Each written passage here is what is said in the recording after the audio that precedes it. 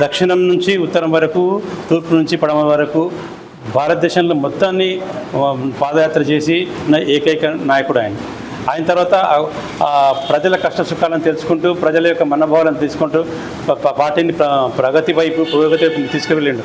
ఆయనను బీజేపీ వాళ్ళు పప్పు అని ఎప్పుడు ఎగతాళి చేస్తున్నారు, కానీ ఆయనంత జెంటిల్మెన్ దేశంలో లేడు.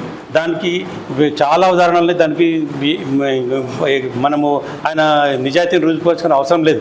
ఎందుకంటే ఎటువంటి దాన్నైనా నిగ్రహించుకుంటూ, తర్వాత మళ్ళీ ఆ బీజేపీలను అదేవిధంగా పలకరించుకుంటూ, ఆ వేరే పార్టీలను అదేవిధంగా పలకరించు పార్లమెంట్లో ఆయన ముందుకెళ్తున్నారు. ఇంకొకటి, మన్మోహన్ సింగ్ గవర్నమెంట్ 10 సంవత్సరాలు ఉంది. అప్పుడు ఆయన 10 సంవత్సరాలు లోక్సభ సభ్యుడు ఉన్నాడు. లోక్సభ సభ్యుడు ఉంటే కూడా ఆయన ఏ మంత్రి పదవి కావాలంటే ఆ మంత్రి పదవి వస్తుంది, కానీ ఆ మంత్రి పదవికి ఎప్పుడు తీసుకోలేడు. ఎందుకు తీసుకోలేడంటే ఆయనకు పార్టీని, తర్వాత దీన్ని భారతదేశాన్ని బ్రతికించాలని ఒక ఆశ ఉంది తప్ప నాకు పదవులు కావాలని ఎప్పుడు ఏనాడు కోరలేదు. అటువంటి త్యాగమూర్తి ఆయన. ఇంకొకటి, చాలామంది కాంగ్రెస్ పార్టీ ముస్లింల పార్టీ అంటారు. కాంగ్రెస్ పార్టీ పుట్టిందే 130 సంవత్సరాల క్రితం. ఆ ముస్లింలు మన భారతదేశంలో ఉన్న దాదాపు 700 సంవత్సరాల క్రితం. ఆ మాత్రం కామన్ సెన్స్ లేకుండా బీజేపీ వాళ్ళు మాట్లాడుతున్నారు. అందుకే నేను ఏదో చెప్తున్నాను, ఇక్కడ ఉండేది మనము హిందూ ముస్లింల ఐక్యతగా ఉండాలి, తర్వాత అందరూ కలిసిమెలిసి ఉండాలి, ఎప్పుడూ కొట్లాడుకోకుండా ఉండాలి.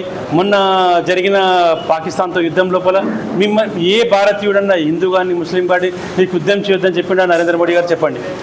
యుద్ధం ఆపని ఎవరు చెప్పింది మీకు? ఒక ఆయన అమెరికా అధ్యక్షుడు నరేందర్ సరెండర్ అంటే నువ్వు సరెండర్ అయిపోయాను.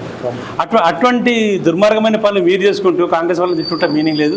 కాబట్టి మనం యువతరం అందరూ కలిసి కాంగ్రెస్ పార్టీకి, రాహుల్ గాంధీ గారికి చేతనిచ్చి next time 100% Rahul Gandhi Congress party అధికారంలోకి రాబోతుంది. రాహుల్ గాంధీ ప్రధానమంత్రి చేయాలి. పురోగతి భారతదేశాన్ని ఒక అత్యంత శక్తివంతమైన దేశం చేయట్లోపల రాహుల్ గాంధీ కీలక పాత్ర వహిస్తారని తెలుసుకుంటూ ఈ అవకాశం మీకు అందరికీ ధన్యవాదాలు.